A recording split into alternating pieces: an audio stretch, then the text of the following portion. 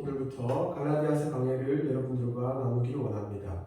첫 번째, 우리 아버지의 뜻을 따라가는 제목으로 갈라디아서 1장 1절로 5절까지 여러분과 함께 말씀을 나누겠습니다.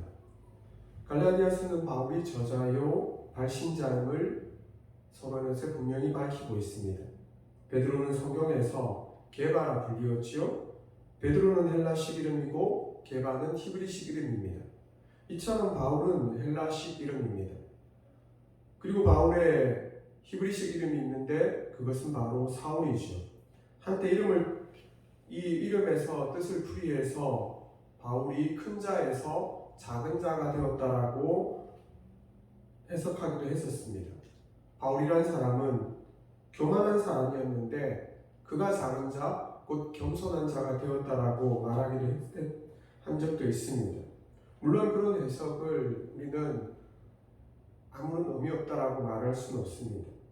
왜냐하면 이러한 해석의 저변에는 바울이 그 당대에 그리고 지금까지도 뉴스메이커임을 알려주는 증거이죠. 그럼에도 우리가 부인할 수 없는 사실은 바울이 정치적인 인물은 아니라는 데 있습니다. 바울은 물론 회심하기 전에 유명한 유대 신학자였습니다. 그리고 행동하는 지성으로 유대 사회에서 촉망받던 리더였습니다. 바울이 만약 유대교회에서 입지를 붙였다면 탄탄대로를 걷는 것은 자명한 이치였지요. 그런데 그가 예수님을 만나고 자신의 신앙과 자신의 지위를 송두리째 버렸습니다. 진로를 아예 변경해 버렸습니다. 바울은 그가 옳다고 믿었던 신앙을 구체적으로 실현하기 위해서 다메섹으로 길을 떠났습니다. 그런데 그는 그 길에서 예상하지도 못했던 예수님을 만났습니다. 굳이 그가 그 길에 동참하지 않아도 되었습니다. 그는 이미 유대교회의 리더십이었기 때문에 솔선수범하지 않아도 되었습니다.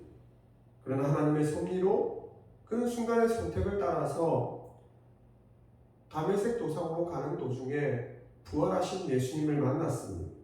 그리고 그가 앞을 보지 못한 채 사흘길을 걸어 예루살렘으로 도착해 있었을 때는 이미 유대교에서 회심하여 기독교도로 변화되었던 것이죠. 개종했다라고 이미 그가 선언한 상태였습니다. 바울은 특별한 이적, 곧 한 번의 경험만으로 그의 평생 속에서 간증하며 살지는 않았습니다. 바울은 예수님을 만난 이 특별한 회심의 순간을 인생이라는 선에서 풍부하게 담아내었던 사람입니다. 바울은 그리스도 예수의 정인이자 사도로 살았습니다.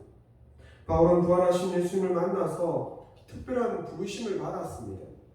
이런 그의 주장은 결코 자신만의 착각이요, 오만이요, 망상이 아니었습니다. 바울은 사도가 되기 위하여서 기다리고 준비했습니다. 바울은 한 번의 기적에 기대어 사도로 살지 않았습니다. 자칭 사도의 삶을 살지 않았다는데 우리는 주목할 필요가 있습니다. 바울은 구약 성경을 다시 읽고 묵상하고 연구하며 구약이 말하는 메시아가 예수님이심을 확신했습니다. 바울의 사도직은 자신만의 주장이 결코 아니었습니다. 그가 예루살렘 교회를 방문하고 여러 사도들과 신학적 토론을 하며 그가 신학면에서 성품면에서 사도라는 것을 긍정받았다는 것이죠. 예루살렘 사도들이 그를 사도로 불러서 사도가 된 것이 아님을 바울은 누구보다 명확하게 밝히고 있습니다. 바울은 서신을 기록할 때마다 반가운 인사말로 시작합니다. 그러나 이 갈라디아서를 시작하면서 긴 인사를 생각했습니다. 곧장 다른 복음에서 벗어나서 다른 복음을 향해서 나아가고 있던 이 갈라디아 교회에 있던 교우들을 향해서 우려하는 마음으로, 그리고 대적자들을 향해서는 비난하는 마음으로 이 서신을 기록하고 있습니다. 바울은 갈라디아 여러 교회들에게 이미 다른 복음, 곧 거짓 복음의 영향력이 급속하게 확산되어 있었다는 것을 간파하고 있었습니다. 거짓 복음은 오직 그리스도를 믿는 믿음 외에 다른 무엇을 첨가한 믿음입니다. 그러니 가짜이죠. 비진리입니다. 거짓 교사들은 갈라디아 교회들에게 거짓 복음을 강조했습니다. 그들은 모세의 율법을 준수해야 한다라고 가르쳤습니다. 왜요? 율법이 곧 은혜이라고 이들이 주장했기 때문이죠. 신자가 되었다 해도 남성들은 할례를 받아야 하고 또 절기를 준수하는 것이 하나님의 은혜에 봉사하는 것한테 감사하는 것이라고 가르쳤습니다. 거짓 교사들은 구약의 율법을 지키는 일이 구원의 수단이라고 주장했습니다. 그러나 이 갈라디아서를 통해서 우리가 기억할 큰 두 가지 주제가 있습니다. 그것은 사도 바울의 회심에 있습니다. 먼저 이것을 한번 살펴보겠습니다. 갈라디아서 1장 1절 사람들에게서 난 것도 아니요 사람으로 말미암은 것도 아니요 오직 예수 그리스도와 그를 죽은 자 가운데서 살리신 하나님 아버지께로 말미암아 사도된 바울은, 갈라디아서를 사도 바울은 이렇게 시작하고 있습니다. 바울은 거짓 교사들 또는 대적들을 대하여서 신학적 논증을 통해서 반박합니다. 바울은 신자들이 왜 오직 믿음만을 고수해야 하는지 논증적으로 그리고 또 신학적으로 이 서신을 기록하고 있습니다. 바울은 세 단계를 통하여서 믿음이 어떻게 확고해져야 하는지를 우리에게 도전하고 있습니다. 첫 번째 단계로서 바울은 1장부터 2장까지 복음과 모세율법의 관계를 말하고 있습니다. 바울은 오직 믿음으로만 구원 얻는다라고 우리에게 선언합니다. 이를 위해서 자신의 회심 사건을 간증처럼 말하지요. 그리고 예루살렘 사도들과 만나서 그가 어떻게 사도였는지를 증명해냈습니다. 특별히 바울은 갈라디아서 1장 13절로 14절에서 자신의 회심 전에 얼마나 이 유대교의 선봉에서 신학적으로 또한 그리고 리더십 면에서 탁월했는지를 말합니다. 근데 그것을 자랑하기 위함이 아니라 그것이 얼마나 자신의 과거가 부끄러운 것인지 말하고 있습니다. 그는 랍비 가말리엘의 문화의 수제자였습니다. 바울은 바리스파 중 힐레나파의 어떻게 보면 차세대 리더였습니다. 교수로서 신학자로서 그리고 또한 유대교를 어떻게 보면 더 확장하고 전도할 적임자였지요.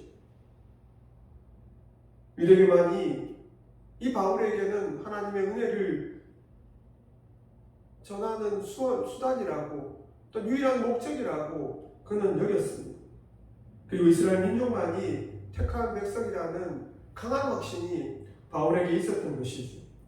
바울은 회심 전에 유대교만이 진리라고 믿었던 사람입니다. 유대교 신학이 진리라 믿었던 바울에게 신흥정교였던 이 기독교는 이단임이 틀림없었습니다. 바울은 신학자로서 신학 이론만 주장하지 않았습니다. 당연히 행동하는 유대교의 지성으로서 기독교를 말살하는데 그래서 앞장섰던 것이지. 그런 이유로 바울은 지나친 열정으로 하나님의 교회를 박해하고 잔멸했다라고 자신의 부끄러운 과거를 고백하고 있습니다. 바울은 그가 지녔던 열정을 잘못된 방향으로 엇나갔던 열심을 말하고 있습니다.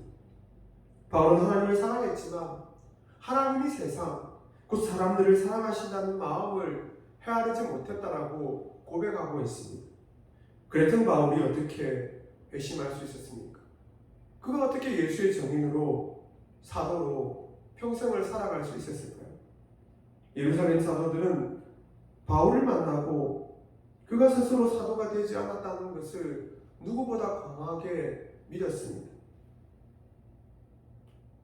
그것이 바로 갈라디아서 1장과 2장이 말하는 바입니다. 두 번째 단계에서 갈라디아서 3장부터 5장 12절까지 바울은 갈라디아 교회에 있던 이 교우들이 지니고 있던 영적 정체성에 대해서 논쟁합니다. 갈라디아 교인들은 대다수가 이방인이었습니다. 그런데 이들은 그리스도 예수를 믿음으로 믿음의 조상 곧 아브라함의 영적인 후손들이 되었다라고 당당하게 위로하고 있습니다. 이방인들이었던 갈라디아 교인들이 토라를 잘 지켜서 구원에 이르렀습니까? 아니, 율법주의자들 그리고 또한 거짓 교사들의 주장대로라면 그들은 결코 은혜를 받을 수 없는 존재들입니다. 구원의 선물을 받을 수 없는 존재들이죠.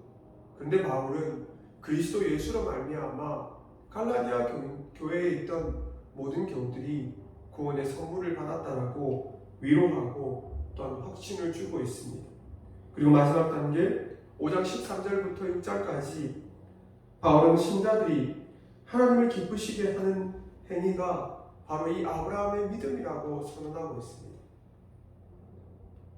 바울은 아브라함에게 믿음을 주신 이가 성령의 은혜요, 성령의 인도하심이라고 말합니다. 생각해 보십시오. 아브라함이 처음부터 하나님을 믿었던 것이 아니라 하나님께서 아브라함을 부르시고 믿음의 조상이 되도록 기다려주시고 훈련하시고 그를 이끌어 주셨습니다. 따라서 바울은 갈라디아서를 통해서 신자는 오직 믿음으로 구원 얻는다라고 선포하고 있습니다. 아브라함의 공로도 아니요, 이스라엘 백성의 공로도 아니요, 오직 주 예수 그리스도의 공로로만 구원 얻는다는 것을 갈라디아 교회 그리고 또한 이 시대를 살아가고 있는 우리를 향해서 외치고 있습니다. 바울은 갈라디아서를 기록하며 지금을 살아가고 있는 우리에게도 너희가 오직 믿음으로만 살아야 한다라고 항변하고 있는 것이죠. 신자의 영혼과 생활 속에 이 구원 얻는 믿음이 전부가 되기를 도전하고 있습니다. 여러분에게 구원 얻는 믿음, 곧 오직 그리스도가 여러분의 전부요, 여러분이 살아갈 유일한 이유이심을 믿습니까?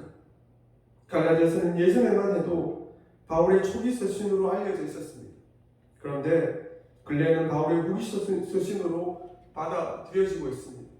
그 까닭은 바로 그가 마치 예수님의 공생애를 사셨듯이 전도여행을 모두 마친 다음에 어떻게 보면 후반부에 이 서신을 기록했다라고 근래학자들은 주장하고 있습니다. 이 영적인 회심에 바울이 회심하고 난 영적인 일대기가 갈라디아서에 소개되고 있기 때문이죠. 바울은 갈라디아 교회를 자주 방문하지는 못했습니다. 그럼에도 바울은 갈라디아 교회로부터 주기적인 소식을 전해 들었습니다. 그도 그럴 것이 그가 이 갈라디아 지역을 개척했기 때문이죠. 바울은 좋은 소식을 먼저 들었습니다. 그것은 갈라디아 교회들이 전역에서 바른 복음을 전하고 있다는 소식입니다. 바른 복음은 예수 그리스도의 믿음이요, 그 은혜로 인한 믿음의 선물임을 믿고 이 갈라디아 교회가 전파한다는 것이었죠.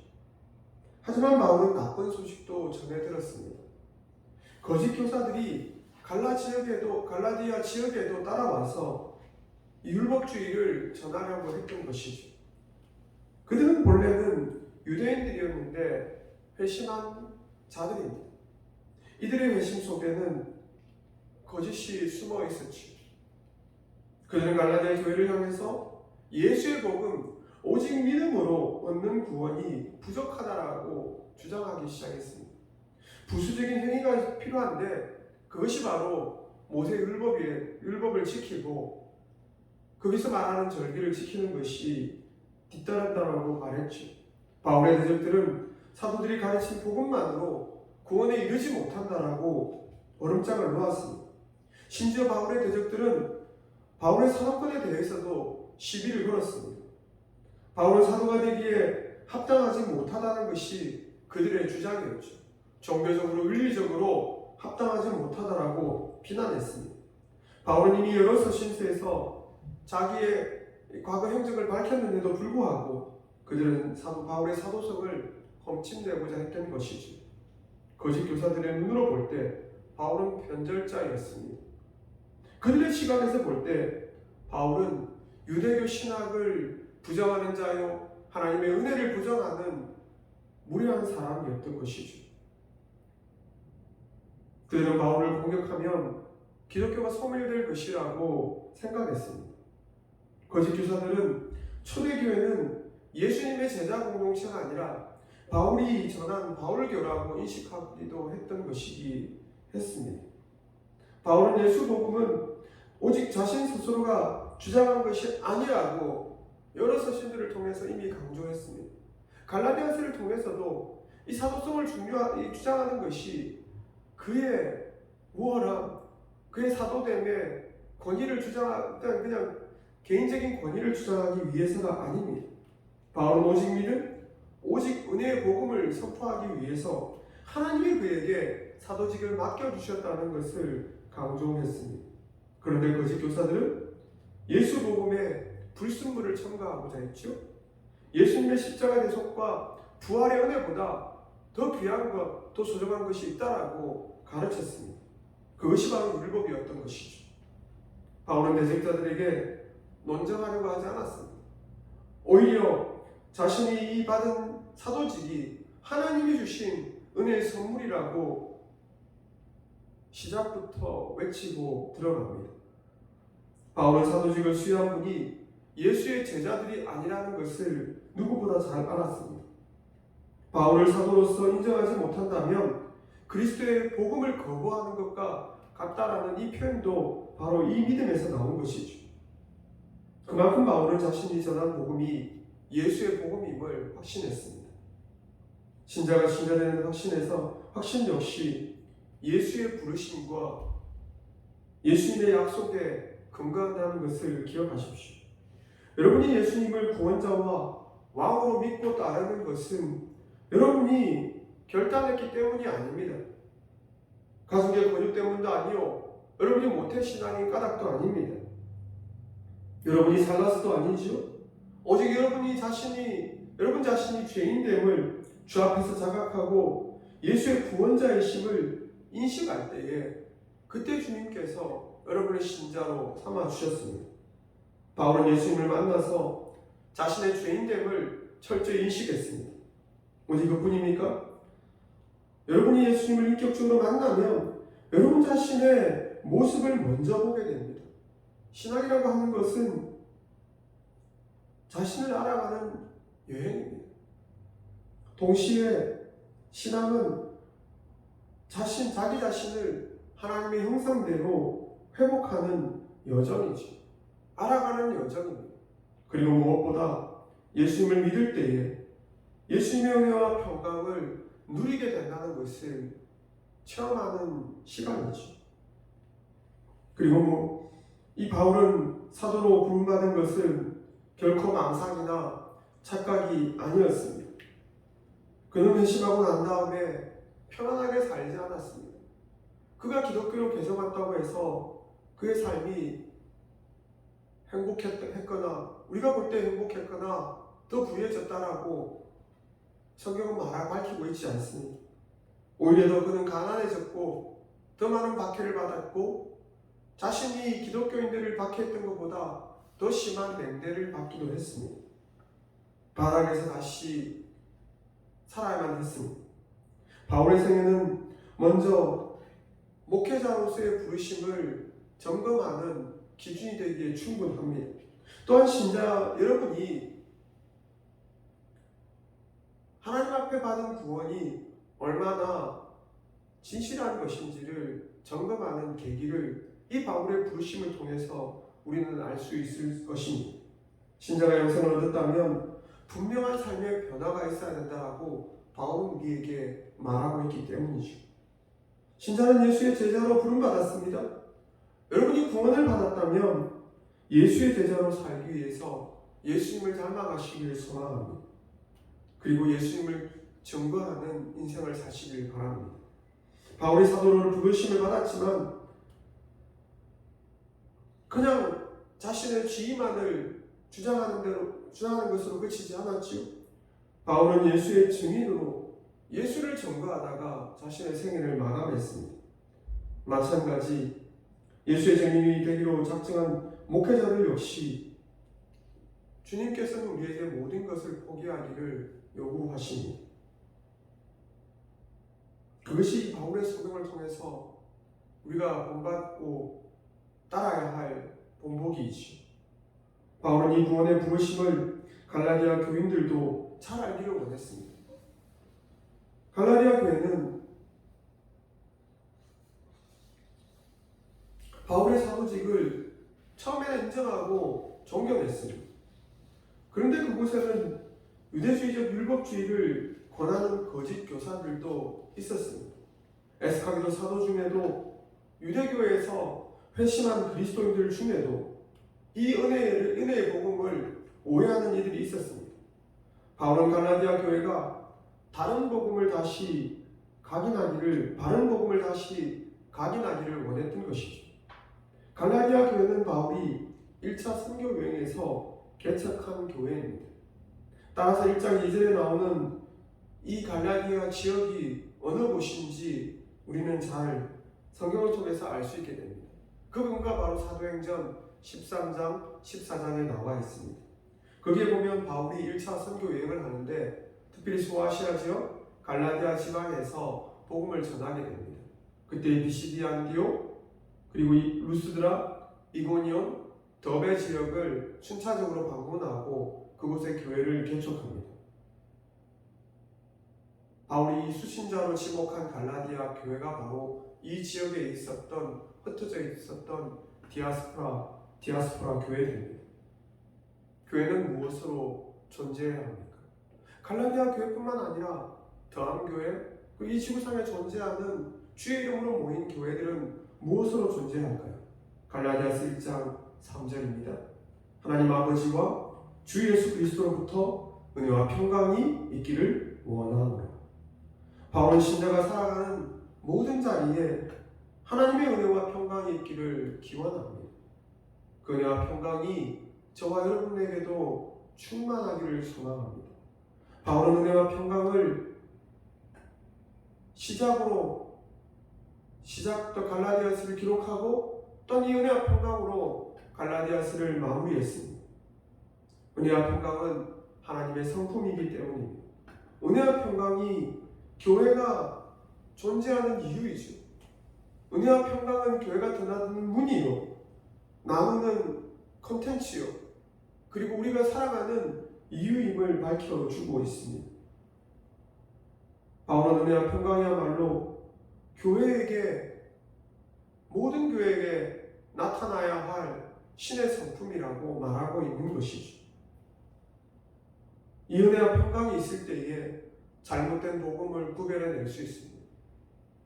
이 은혜와 평강이 있을 때에 거짓 복음에 마음을 쓰려고 하는 이들이 돌아서게 된다는 것을 바울은 누구보다 잘 알고 있었습니다. 바울이 거짓 교사들을 향해서 권면할 때에도 그들을 정죄하는 마음보다 이 은혜와 평강으로 인내하며 이들이 돌아오기를 구했다는 것을 우리는 기억해야 할 것입니다. 왜요? 은혜와 평강이 바로 구원을 받는 원리이요 목적이기 때문이죠.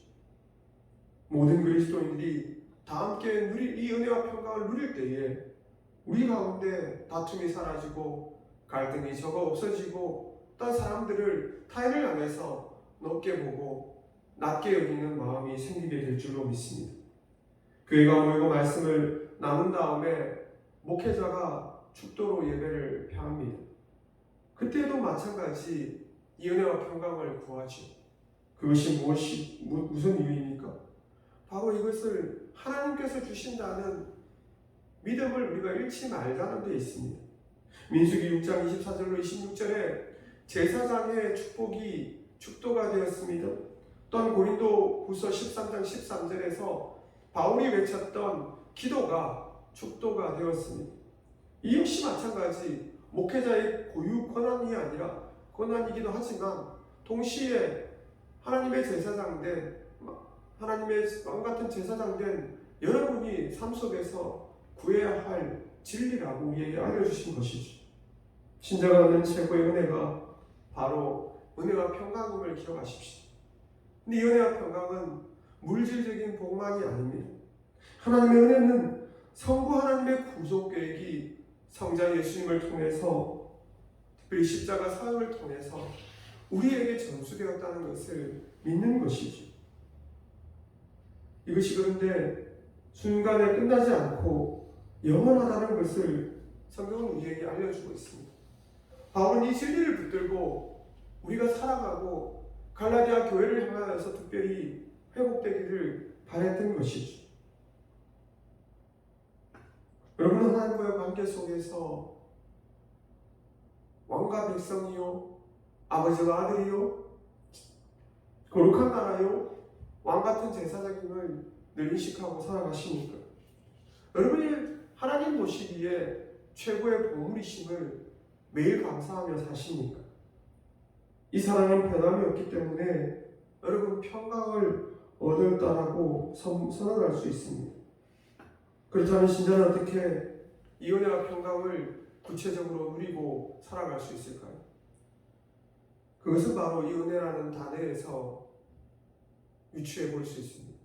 이 은혜라는 단어가 헬라어에서 두 가지 동사로 파생되었습니다.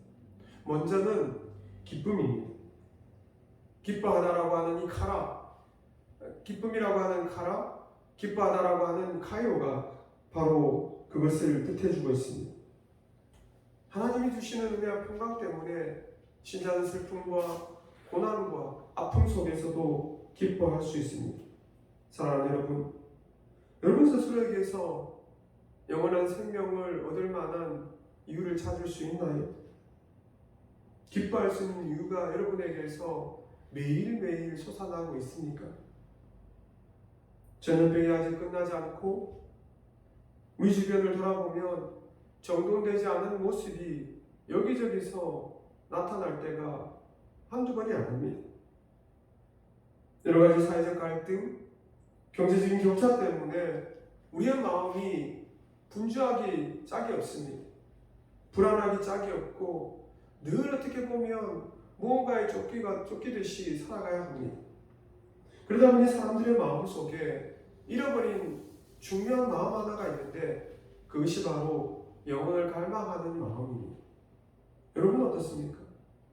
사랑하는 여러분, 영혼에 대한 소망이 사라지는 것을 주의하셔야 합니다. 그런 마음은 세상이 주는 마음입니다. 그냥 이 세상에서만 안락하게 살겠다. 그 마음을 버리십시오. 그 마음은 사탄이 주는 마음이지 하나님이 원하시는 마음이 아닙니다.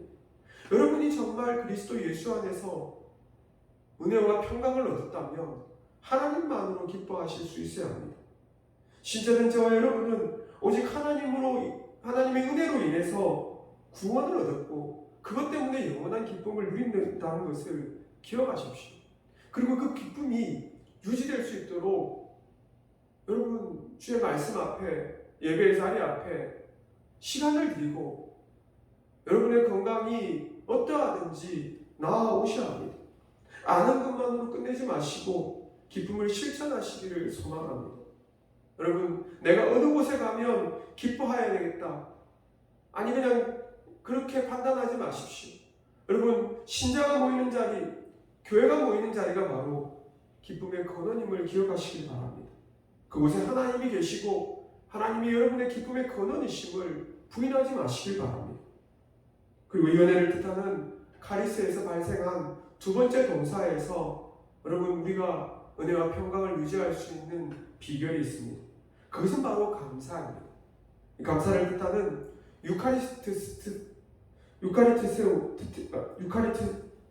유카리스테오가 바로 거기에 그 뜻을 해당한다고 말할 수 있습니다. 신자가 하나님 앞에 기쁨을 표현할 수 있는 또 하나의 수단이 바로 감사이죠.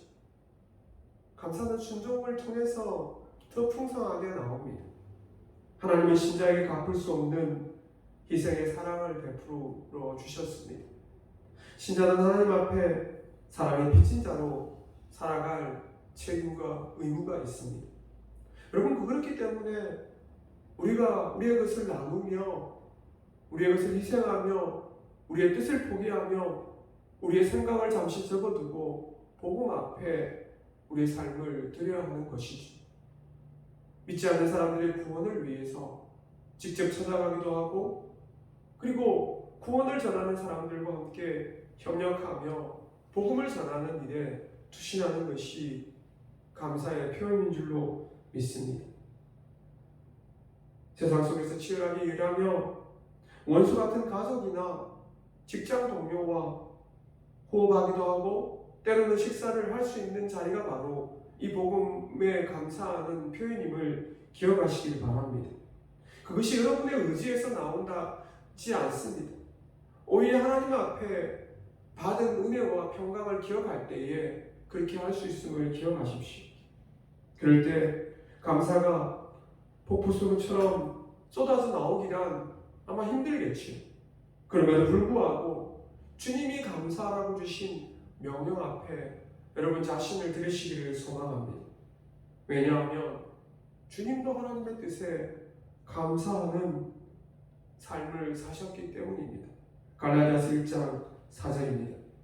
그리스도께서 하나님 곧 우리 아버지의 뜻을 따라 이 악한 세대에서 우리를 건지시려고 우리 죄를 위하여 자기 몸을 들이셨으니 신자가 얻은 구원은 우리가 잘났거나 우리가 잘했기 때문이 결단코 아닙니다.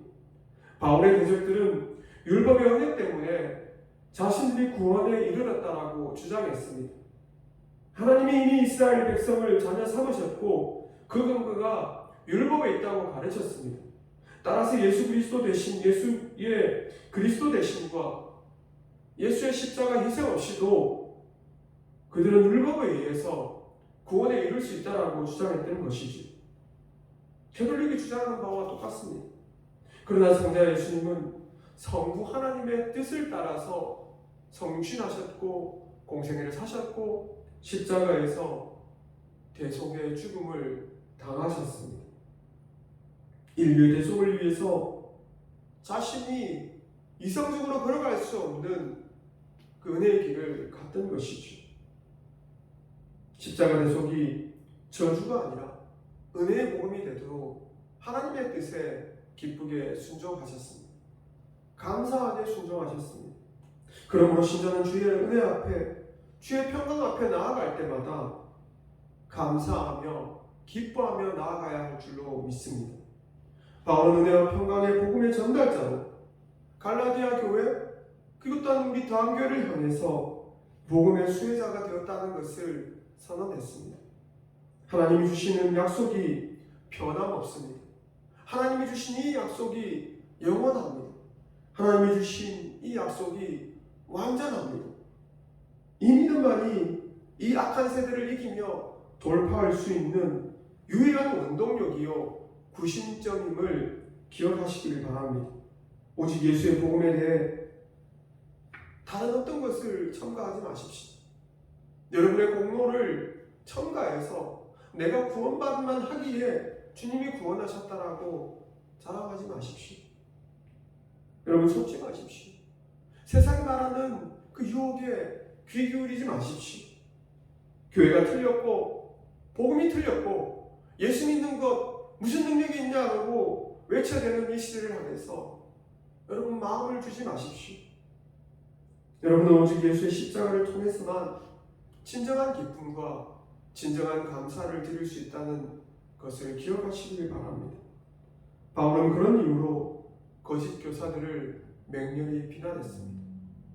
그들이 돌아오기를 바라는 마음으로 이 은혜와 평강으로 그들을 향해서 복음을 외쳤던 것이죠. 교회를 어지럽히고 교회를 요렇게 하는 자들이었지만 이런 자들을 향해서 바울은 담대히 갈라디아서에서 바른 복음, 오직 예수의 은혜, 예수 그리스도로만 구원 얻는 믿음을 선포했던 것입니다. 사랑하는 다음교회 여러분, 여러분도 오직 예수의 은혜로 구원 얻었음을 기억하십시오. 그것은 하나님의 뜻에 의한 하나님의 사랑이요 감사입니다.